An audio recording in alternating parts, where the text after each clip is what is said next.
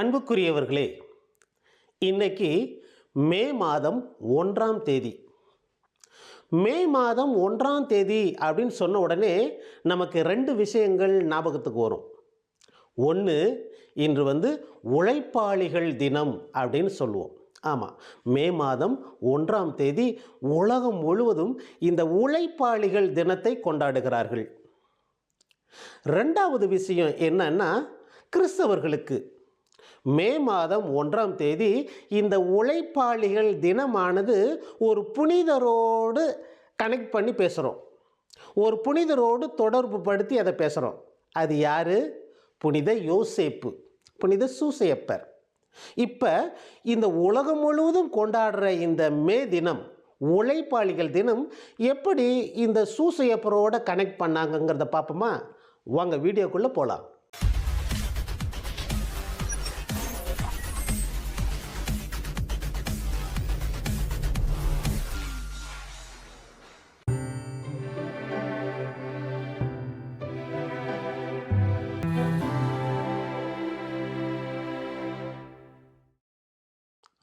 ஆயிரத்தி 886க்கு முன்பட்ட காலங்கள் எல்லாமே இந்த தொழிலாளர்கள், உலகம் முழுவதும் இருக்கிற தொழிலாளர்கள் ஒரு நேர வரையறை இல்லாமல் அதிக நேரம் உழைச்சிக்கிட்டு இருந்த காலம் அது.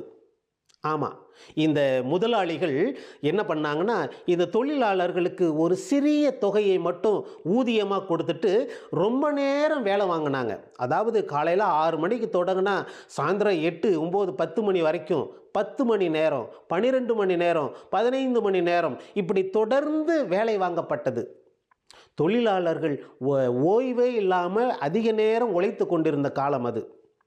இப்படி தொழிலாளிகள் கஷ்டப்பட்டு அதிக நேரம் உழைச்சிக்கிட்டு இருந்தாங்க. ஆனால் அவங்களுக்கு மிக சிறிய ஊதியம் தான் கிடைச்சிக்கிட்டு இருந்துச்சு. இதை வச்சு இந்த முதலாளிகள் அதிக லாபம் சம்பாரிச்சுக்கிட்டு இருந்தாங்க. ஏன்னா கொஞ்சம் நேரம் தான், கொஞ்சம் ஊதியம் தான் கொடுக்குறாங்க. ஆனால் நிறைய நேரம் வேலை செய்கிறதுனால இந்த முதலாளிக்கு அதிக லாபம் கிடைக்குது. ஆனால் இந்த தொழிலாளிகளுக்கு குறைந்த ஊதியம் தான் கிடைச்சிது. இந்த மாதிரி சமயத்தில் அமெரிக்காவில் சிகாகோ நகரத்தில் 1886ஆம் ஆண்டு மே மாதம் 1ஆம் தேதி திடீர்னு இந்த தொழிலாளிகள் எல்லாம் ஒன்று சேர்றாங்க. ஒன்று சேர்ந்து நம்ம முதலாளிகளுக்கு எதிராக போராட்டம் செய்யணும். ஏன்னா நம்ம அதிக நேரம் வேலை செய்கிறோம், ஆனால் நமக்கு குறைந்த சம்பளம் தான் கிடைக்குது. அதனால் நமது வேலையினுடைய நேரத்தை குறைக்கணும் அப்படின்னு சொல்லிட்டு 8 மணி நேரம் தான் வேலை செய்யணும் அப்படிங்கிற ஒரு கோரிக்கையை வச்சு மிகப்பெரிய போராட்டத்தை அறிவிக்கிறாங்க. அமெரிக்காவில் உள்ள அனைத்து மாகாணங்களிலும், சிறப்பாக சிகாகோ நகரத்திலும் அதிக தொழிலாளர்கள் எல்லாம் ஒன்று சேர்ந்து இந்த போராட்டத்தை அறிவிக்கிறார்கள். அது எங்கே நடக்குதுன்னா, அமெரிக்காவில் சிகாகோ மாநகரத்தில் ஹே மார்க்கெட் அப்படிங்கிற ஒரு மார்க்கெட் வளாகத்தில் அநேக தொழிலாளர்கள் ஒன்று சேர்ந்து இந்த போராட்டத்தை முன்னெடுக்கிறார்கள். இந்த போராட்டத்தில் அதிக ஊழியர்கள் பங்கேற்றிருக்கிறாங்க. எல்லா ஃபேக்ட்ரி, எல்லா கம்பெனி, எல்லா தொழிற்சாலைகள் எல்லாம் மூடப்படுது. இது 2-3 நாளாக தொடர்ந்து நடந்துக்கிட்டு இருக்குது. மே மாதம் 4ஆம் தேதி ஒரு மிகப்பெரிய கலவரம் நடக்குது. இந்த தொழிலாளர்களுக்கும் அங்கே இருந்த காவலர்களுக்கும் இருவருக்கும் இடையே ஒரு மோதல். அங்கே பாம் வீசுகிறாங்க, துப்பாக்கி சூடு நடக்குது, அடிதடி நடக்குது, அடக்குமுறைகள் நடக்குது. அங்கே பல தொழிலாளிகள் இறக்கிறார்கள், பல காவலர்கள் அடிபடுகிறார்கள். இப்படி அது ஒரு கலவர பூமியாக மாறுகிறது. இப்படியாக அந்த கலவரத்திலிருந்து விடுபட்டவர்கள் அதிலிருந்து கொஞ்சம் கொஞ்சமாக பேசி அது ஒரு சட்டமாக மாற்றப்படுகிறது.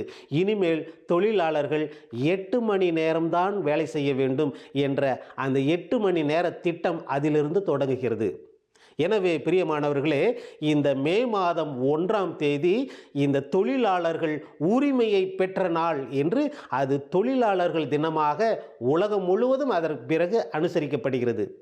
இந்த ஹே மார்க்கெட்டில், அந்த வளாகத்தில் தொடங்கிய அந்த ஒரு போராட்டம் அமெரிக்க நாடு முழுவதும் பரவி, அந்த போராட்டம் இன்னும் உலக நாடுகள் உள்ள அனைத்து நாடுகளிலும் பரவி, அனைத்து தொழிலாளர்களும் இந்த மே தினத்தை தங்களுடைய தொழில் நாளாக, தங்களுடைய தொழிலாளர்கள் தினமாக, தங்களுடைய உரிமையை மீட்டெடுத்த ஒரு நாளாக கொண்டாடுகிற இந்த மே மாதம் 1ஆம் தேதி. இந்த பல மணி நேரம் வேலை செய்து சிறிய சம்பளத்திற்கு, சிறிய ஊதியத்திற்கு வேலை செய்த இந்த தொழிலாளர்கள் இப்பொழுது 8 மணி நேரம்தான் வேலை செய்ய வேண்டும், அதன் மேல் வேலை செய்தால் அதற்கு எக்ஸ்ட்ராக தனியாக சம்பளம் தர வேண்டும் என்று சொல்லி இந்த வேலை நேரத்தை 8 மணியாக குறைத்த இந்த மாபெரும் நாள். எனவே 1886ஆம் தேதி மே மாதம் 1லிருந்து இன்று வரை ஒவ்வொரு ஆண்டும் மே மாதம் 1ஆம் தேதி இந்த தொழிலாளர்கள் தினமாக கொண்டாடப்படுகிறது. இதுதான் முதல் வரலாறு. இது எப்படி கிறிஸ்தவர்களுக்கு வந்தது? இது எப்படி கிறிஸ்தவர்கள் இதை ஏற்றுக்கொண்டு அதற்கு ஒரு புனிதரை கொடுத்து புனித யோசேப்பை இந்த தொழிலாளர்களுடைய புனிதராக, பாதுகாவலராக எப்படி கொண்டு வந்தது என்பதை பார்க்கலாம்.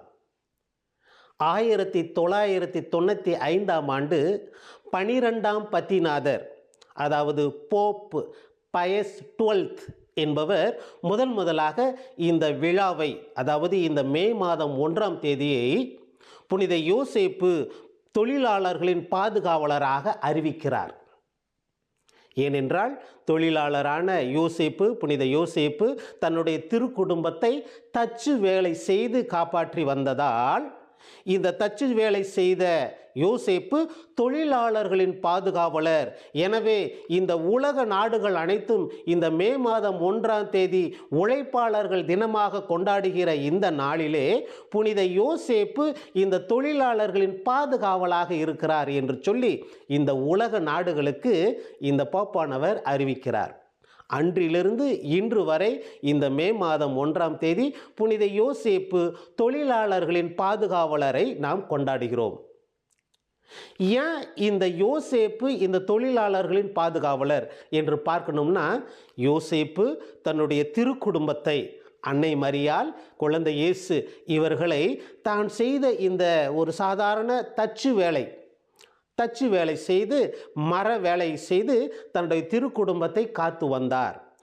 விவிலியத்தில் நம்ம பார்க்குற மாதிரி இந்த யோசேப்பு ஒரு நீதிமானாக இருந்தார். யாரையும் ஏமாத்துறதில்ல, யாரையும் யாருக்கும் பொய் சொன்னதில்லை, யாருடைய மனசையும் புண்படுத்த கூட நினைச்சதில்லை.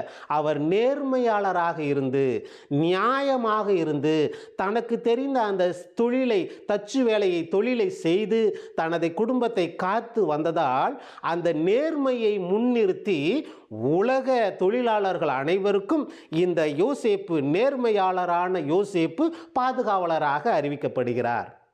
எனவே பிரியமானவர்களே, பாருங்க, யோசேப்பை போல தொழிலாளர்களும் தாங்கள் நேர்மையானவர்களாக செய்யும் தொழிலை தெய்வம் என்று செய்கின்ற தொழிலை மதித்து அதில் வருகின்ற வருமானத்தை வைத்து தனது குடும்பத்தை காக்க வேண்டும் என்பதுதான் இந்த திருச்சபையின் நோக்கமாக இருக்கிறது. எதற்காக இந்த தொழில், உழைப்பு அப்படின்னோடனே ஏன் விவிலியத்துக்கும் திருச்சபைக்கும் இந்த உழைப்புக்கும் என்ன சம்பந்தம் அப்படின்னு பார்த்தோம்னா, இந்த உழைப்பு என்பது தொடக்கத்திலிருந்து இருக்கிறது. நம்ம இந்த தொடக்க நூலில் பார்க்குறோம், ஆதியாகமத்தில் பார்க்குறோம், கடவுள் இந்த உலகத்தை படைக்கிறார். முதல் நாள், 2ஆம் நாள், 3ஆம் நாள், 4ஆம் நாள், 5ஆம் நாள், 6ஆம் நாள் என்று 6 நாட்கள் கடவுளே வேலை செய்கிறார், உழைக்கிறார். அதாவது படைப்பின் அந்த தொழிலை செய்கிறார், படைக்கிறார். 6 நாட்கள் உழைத்த ஆண்டவர் 7ஆவது நாள் ஓய்வெடுக்கிறார். பாருங்கள், அப்போ அந்த 6 நாள் உழைக்க வேண்டும், 7ஆவது நாள் ஓய்வெடுக்க வேண்டும் என்ற அந்த ஒரு தியரி, அந்த ஒரு எண்ணம் தொடக்கத்திலிருந்து கடவுளிடமிருந்து நமக்கு வருகிறது. இப்படி உலகத்தை 6 நாள் படைத்து 7ஆம் நாள் ஓய்வெடுத்த கடவுள் 6ஆம் நாளிலே தன்னை போல படைத்த மனிதனுக்கு அந்த கட்டளையை கொடுக்கிறார். உலகமெல்லாம் படைத்து அந்த ஏதேன் தோட்டத்தில் அந்த ஆணும் பெண்ணும் ஆதாம் ஏவாளையும் விட்டுட்டு அவர்களுக்கு ஒரு கட்டளையை கொடுக்கிறார். இங்கே பாருங்கள், உங்களுக்கு எல்லா தோட்டத்தையும் கொடுத்துருக்குறேன், மரம் செடி கொடிகள், வானத்து பறவைகள், கடல் வாழ் மீன்கள், உயிர்கள், எல்லா உயிர்களும் உங்களுக்கு, இதெல்லாம் நீங்கள் பயன்படுத்திக்கங்க, இதையெல்லாம் நீங்கள் பயன்படுத்தி பழுகி பெருகி பூமியை நிரப்புங்கள் அப்படின்னு சொல்கிறார். பழுகி பெருகி பூமியை நிரப்புங்கள் சொன்ன கடவுள் இன்னொரு கட்டளையும் சேர்த்து கொடுக்கிறார். என்ன சொல்கிறாரு? இந்த நிலத்தை உழுது நீங்கள் உண்ண வேண்டும் என்று சொல்லுகிறார். அப்போ கடவுள் தொடக்கத்திலேயே மனிதனுக்கு கொடுக்கின்ற கட்டளையாக பார்க்கப்பட்டது உழைக்க வேண்டும். நீ மண்ணை கொத்தி அதில் பயிரிட்டு அதில் வருகின்ற விளைச்சலை அதில் வருகின்ற பலனை உண்டு நீர் உயிர் வாழ வேண்டும் என்பதுதான் கடவுளுடைய திட்டமாக இருக்கிறது. இல்லாட்டி நாம் ஏதோ தோட்டத்தில் இருந்து வர பழங்களை சாப்பிட்டு காய்கறிகளை சாப்பிட்டு அப்படியே ஜாலியாக வாழ்ந்தது அப்படியே இல்லை. இப்போ அது கடவுளுடைய திட்டமே அல்ல. கடவுளுடைய திட்டம் இந்த நிலத்தை உழுது பயிரிட்டு அதில் வருகின்ற உன்னுடைய நெற்றி வியர்வை நிலத்தில் சிந்தி அதில் வருகின்ற பலனை நீ உண்டு வாழ வேண்டும் என்பதுதான் கடவுளுடைய எண்ணமாகவும் கட்டளையாகவும் இருக்கிறது. அதைத்தான் நாம் தொடர்ந்து எல்லா மதங்களிலும் பார்க்கிறோம். எல்லா மதங்களும் இதை உழைப்பை தான் நமக்கு வலியுறுத்துகிறது. குறிப்பாக புதிய ஏற்பாட்டிலே பவுலடிகளார் சொல்லுவார், உழைக்காதவன் உண்ணலாகாது. எவன் ஒருவனுக்கு உழைக்க மனம் இல்லையோ சோம்பேறியாக இருக்கிறானோ அவன் சாப்பிடவே கூடாது. அவனுக்கு உண்ணுறதுக்கு எந்த ஒரு ரைட்ஸும் கிடையாது, அதிகாரம் கிடையாதுன்னு சொல்கிறார். அப்போ நீ உண்ணுகிற உணவு அது உன்னுடைய உழைப்பிலிருந்து வர வேண்டும் என்று சொல்லுகிறார். எனவே பிரியமானவர்கள் பாருங்கள், அதான் சொல்லுவாங்க, உழைக்காத உட்காந்து சாப்பிட்ற சாப்பாடு உடலில் ஒட்டாதுன்னு சொல்லுவாங்க இல்லையா. நம்ம உழைத்து நாம் ஒரு வேலையை செஞ்சு ஒரு சின்ன தோட்டமாக இருந்தாலும் சரி அந்த மண்ணை கொத்தி விதையை போட்டு அதுக்கு களை பறித்து தண்ணி ஊற்றி அதில் வருகின்ற பூக்களையும் அது வருகின்ற காய்கறிகளையும் அதில் வருகின்ற பயனையும் நாம் எடுத்து உண்ணும் பொழுது நமக்கு அதில் ஒரு தனி சந்தோஷம் இருக்கும். அதுதான் உடம்புல ஒட்டும். இதைத்தான் இந்த உழைப்பாளிகளுடைய தினமானது நமக்கு வலியுறுத்துகிறது. எனவே பிரியமானவர்களே, இந்த உழைப்பாளிகள் தினம், இந்த மே தினம் எப்படி முதலாக தொடங்கப்பட்டது, அது எப்படி கிறிஸ்துவ மதத்திலே புனித யோசேப்போடு தொடர்பு படுத்தி அது நமக்கெல்லாம் ஒரு நல்ல உழைக்கக்கூடிய நேர்மையாக உழைக்கக்கூடிய எண்ணத்தை தருகிறது என்பதை நாம் பார்த்தோம். மீண்டும் அடுத்த முறை ஒரு நல்ல ஒரு காணொளியில் உங்களை சந்திக்கும் வரை உங்களிடமிருந்து விடை பெறுவது உங்கள் ஃபாதர் செசுராஜ்.